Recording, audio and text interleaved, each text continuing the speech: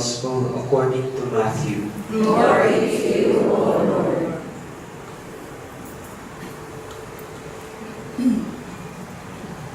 Jesus said to his apostles, "No pupil outranks his teacher, no slave his master. The pupil should be glad to become like his teacher, the slave like his master. If they call the head of the house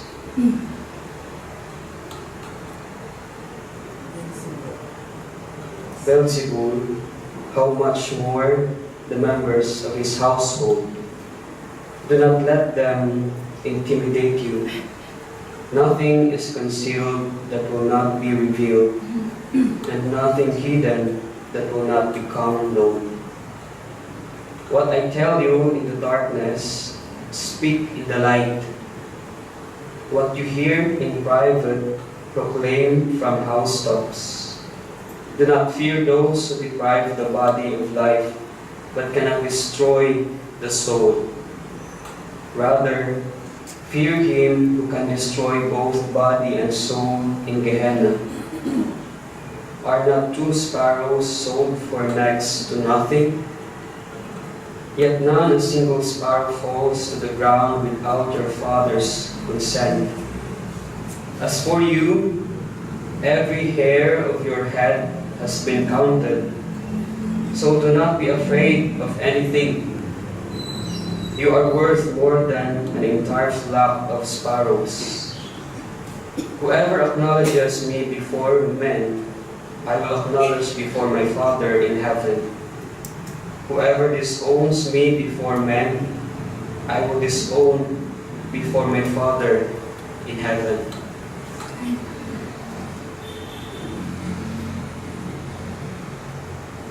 The Gospel of the Lord. Praise to you, Lord Jesus Christ.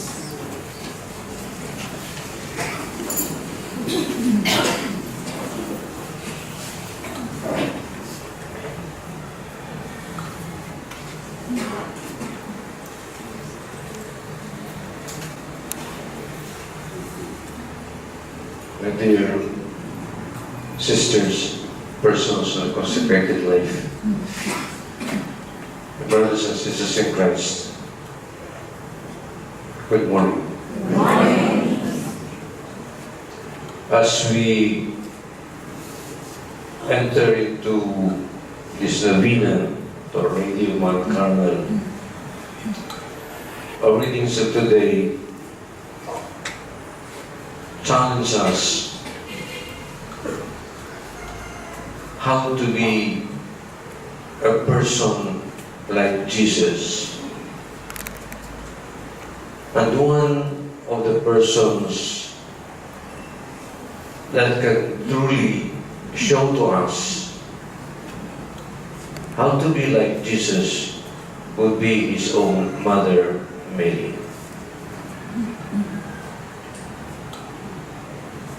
Mary is challenging us today how to be a credible witness of Jesus, her Son.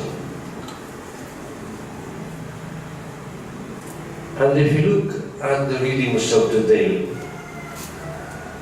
we are reminded that the calling and mission to be a witness of the Lord is not that easy. First of all, we have to be called. Of course, we can say that we can volunteer, no? But a calling is a beautiful way that God wants you. Like the first reading, Isaiah, he was called to be a witness of God. But he was reluctant to accept because he thought that his lips were bad, so to say. as we say in our local language, speaking bad words. But since he was called, the Lord has to show to him that even though he has this perception that his lips were bad, has to do something to him to show that he is really called. So the angel has to get a coal or charcoal to touch his lips, telling him that it's okay. You are cleansed, and now you can proclaim. And if you look at the prophets, like also Jeremiah or Hosea, the first instance of the calling was reluctance. They were reluctant to accept because of, probably we can say that we are not worthy, we are, so to say, not so good like the others.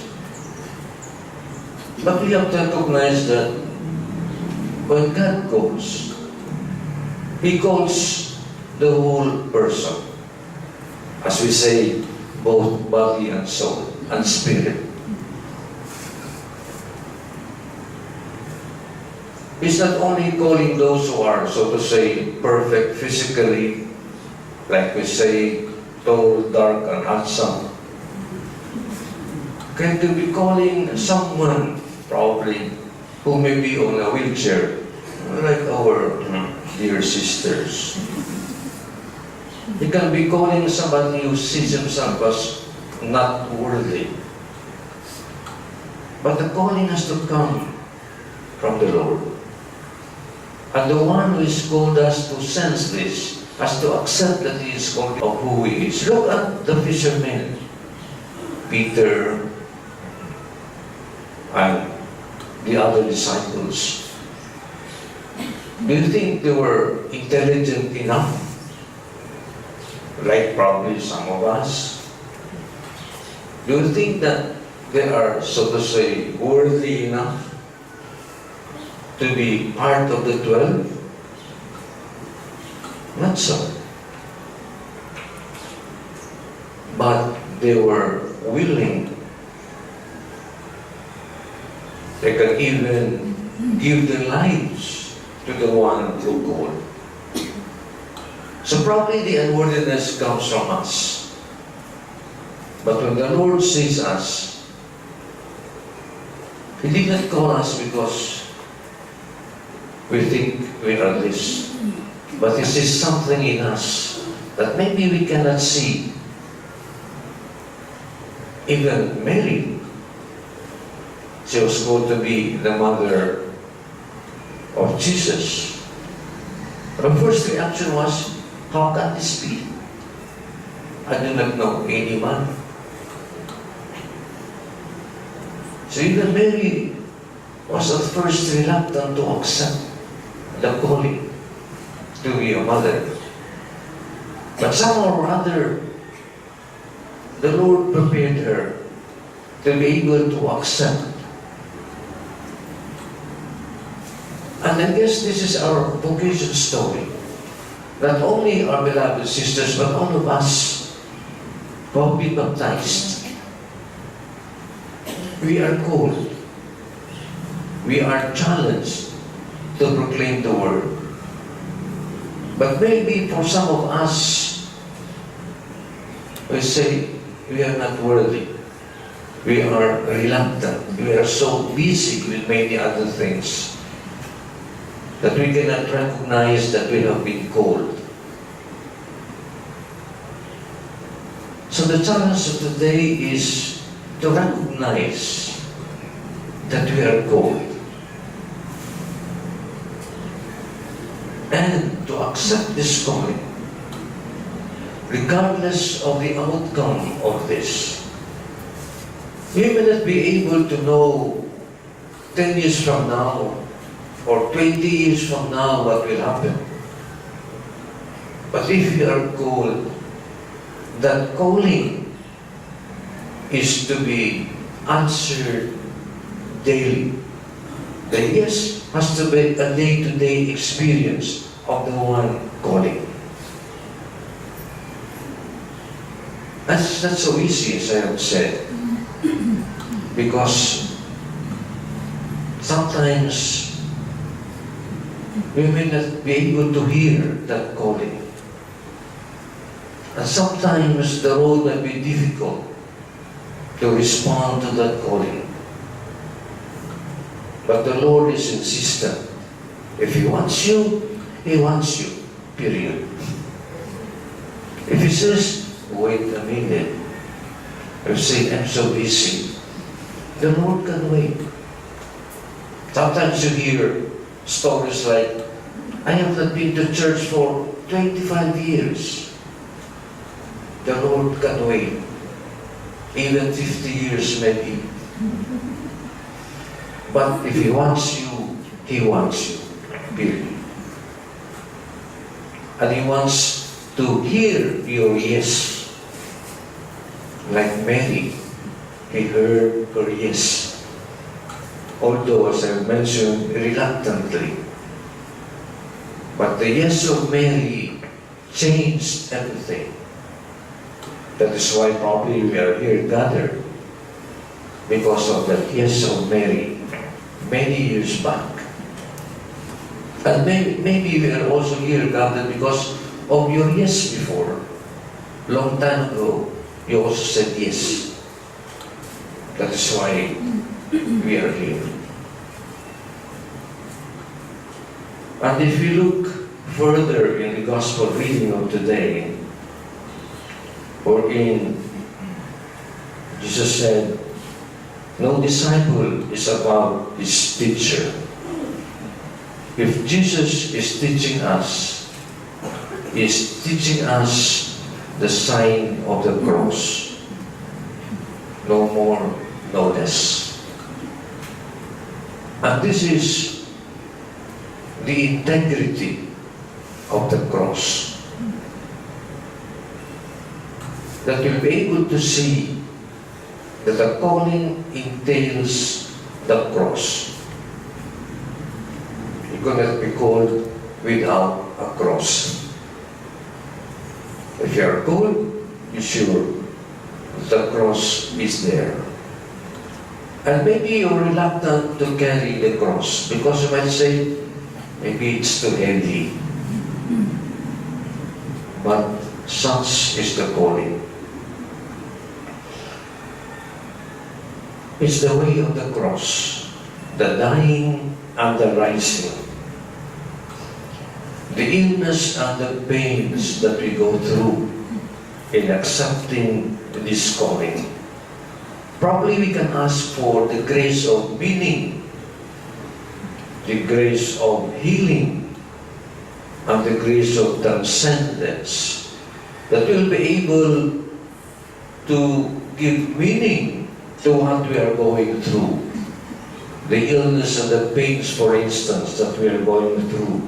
The sacrifices that we have to make in order that our yes will be a definitive yes to the Lord. Mary has her own pains and also sacrifices. Imagine going to a very far town to be able to visit her cousin Elizabeth. It's quite a long, long way. And she was bearing a child. And she has to go through this. But again, Mary is telling us, such is our yes. And if you look at our present situation today, we have a lot of pains that we are going through. And our gospel of today is also telling us that we need not be afraid. Do not be afraid. Tomorrow, in the churches throughout the country, pastoral letter of the bishops entitled Rejoice and Be Glad will be read. And part of the pastoral letter, the Gospel today is telling us that we are going through pains of today. I will quote a few lines from the pastoral letter of the bishop. What is new about priests being murdered for witnessing to Christ? What is new about modern prophets being silenced by the treacherous bullets of assassins? What is new about servant leaders who are maligned because they have carried out their duties as shepherds configured to the person of the chief shepherd?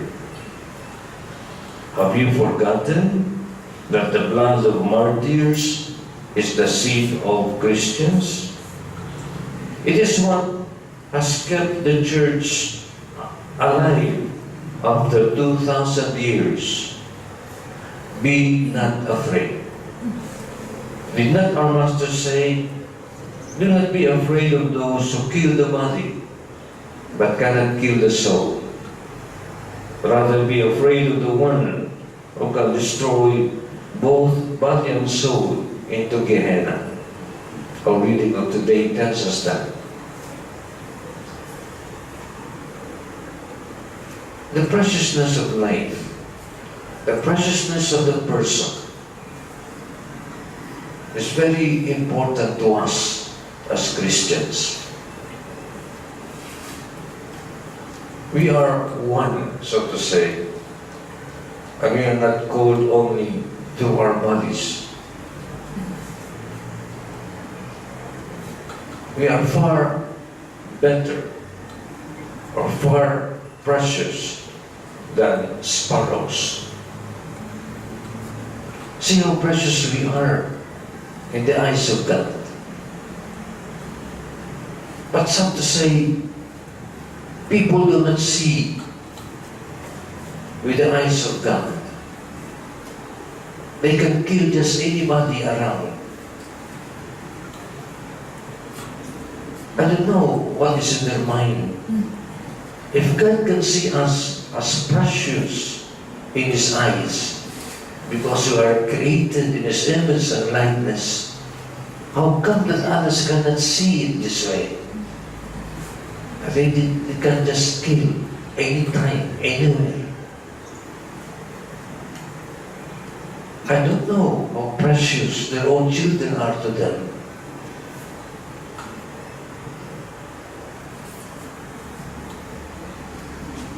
We are carrying this kind of pain these days. We have to go through this. And how is Mary challenging us to be able to respond to this pain that we are going through today? Probably you can ask Mary to be able to tend to this pain, to be able to find meaning in this pain. Maybe not today, maybe a few years from now, to be able to find meaning in the pain that we are going through today. The church being maligned, church leaders being killed, and many other events that we listen to or hear or see on TV. The precious life that God has given us is being killed just like that.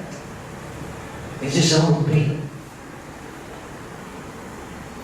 Hoping that Mary, our mother, will be able to give us that grace that she has, to be able to bear this, to be able to hold this in our hearts and find meaning in this. I mean, it's not so easy. But we are confronted with this. We cannot just deny that there is nothing like this going on around us. There is.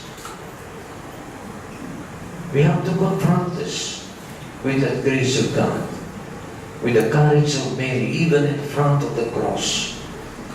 This is how Mary stood in front of the cross, be able to find meaning in the death of her son.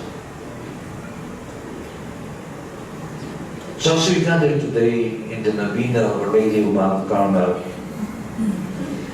then we come to recognize too that in spite of all this, we can say, let us rejoice and be glad, because we are going through the pain that Jesus suffered or experienced in his life. This is how to be a Christian, a disciple of the Lord, a disciple of Mary, tending the pain that we are going through. We still can rejoice and be glad, because we know that if we have this, we have God on our side. This is the beauty of the readings of today, that we can still rejoice and be glad in spite of the pain that we are going through as church. And Mary is challenging us to tend that pain in our hearts, that we'll be able to find meaning someday of the things that are going on around us. Like Mary of Mount Carmel, help us to recognize that this is part and parcel of the cross that we carry as disciples of the Lord, as children of Mary.